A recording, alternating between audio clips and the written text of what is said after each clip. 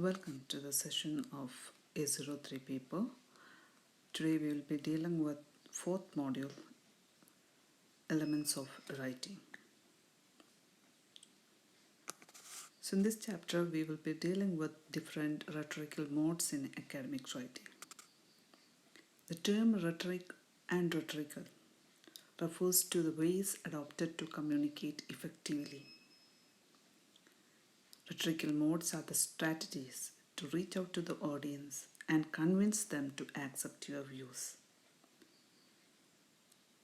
Common rhetorical modes used in academic writing are narration, description, illustration, argumentation, comparison and contrast, cause and effect, classification, and division.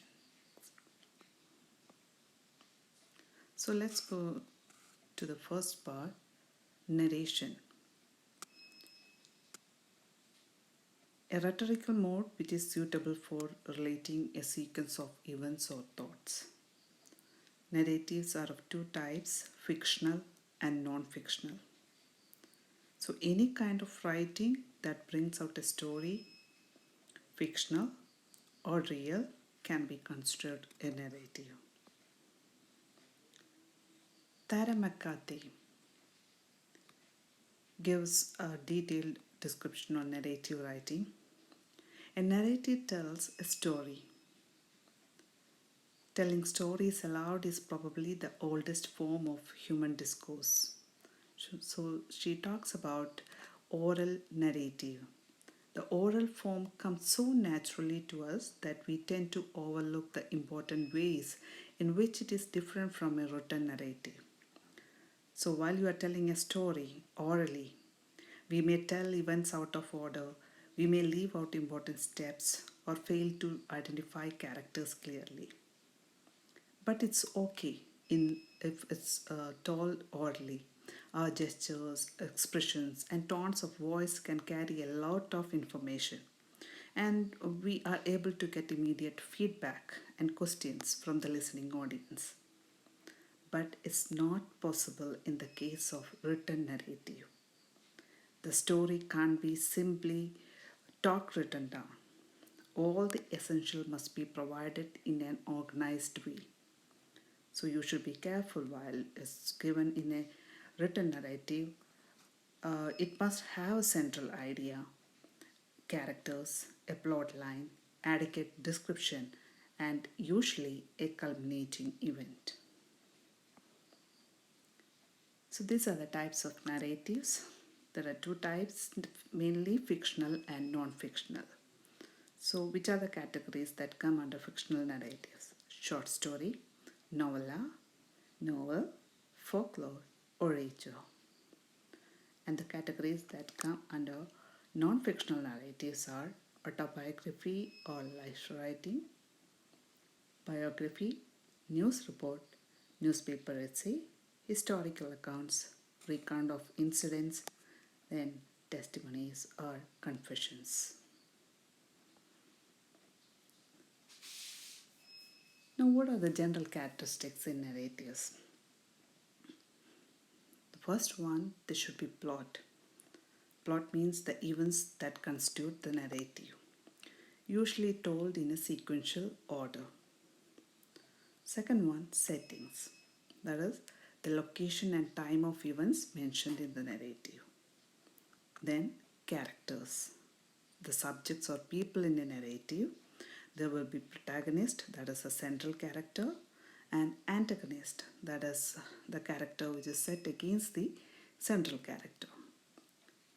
Then next point is conflict, a problem caused by the existence of opposing forces within or outside the character.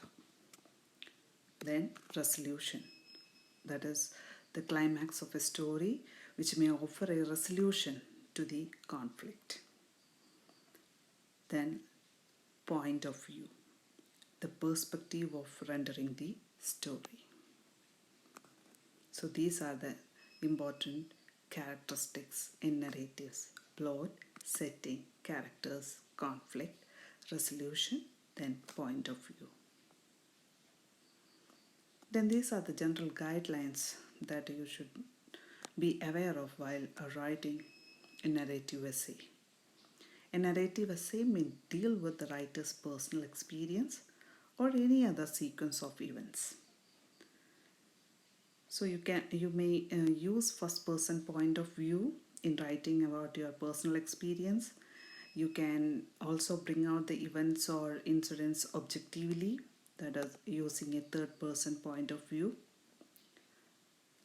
Next point, as like any other essays, a narrative essay revolves around a thesis statement.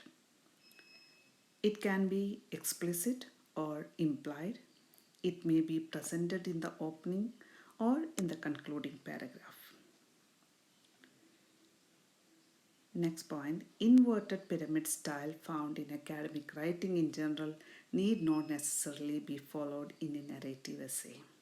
Okay, it's not important that you should move from most important to the least important. The body paragraphs are to be arranged keeping in mind a sense of time. Transition phrases can be used to indicate shifts in the narration.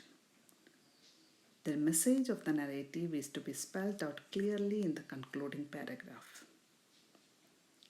Next point, the writer of a narrative needs to sustain the interest of the reader by generating curiosity in the events unfolded. Next point, dialogues, descriptions, and recounting of actions can be made use of to engage the reader's attention. Conversational expressions and contractions can be used in dialogues. Next point, physical descriptions of places and things are to be presented with the objective of helping readers visualize. Conflicts and problems are to be used to create suspense in the reader and to lead to climax and resolution of the conflicts. So these are the points that you should keep in mind while you are writing a narrative essay. Now, the second most popular mode of writing is description. Description means there is the ability to describe things, people, or events, which is an important skill in communication. Description involves presenting information in a manner appealing to the senses. You should be able to appeal to your five senses: sight, sound, smell, taste, and touch, and creating an impression in the reader or listener. Here also you can write it in two ways. There you can add elements of subjectivity, that is your own personal attitude and viewpoints on the topic. You can also give an objective description, keeping aside your personal likes and dislikes. For example, writing about your place of birth. When you write about your place of birth, you will be having a personal element in it as kind of subjective writing. But another person who was not born in that area, when he talks about that place, will be quite objective. It's an example for objective description. Now let's go through the general features of descriptive writing. So depending on your assignment, you may write a full-length descriptive essay or integrate a description in another type of essay. As we told earlier, there are two types of description: objective and subjective. The dominant impression, or if it serves as the thesis of your descriptive writing, a thesis statement in a descriptive writing can be explicit. You can openly state it, or it might be implied one. Arrange your description in chronological or spatial order, that is from most important to the least important. Their appeal to different senses. Use sensory details of sight, sound, smell, taste, and touch. This would enable your readers to create a mental picture of what is being described. And you should use active verbs to create a lasting impression. You can use figurative language only if you are permitted to be subjective. So let's wind up the session for today.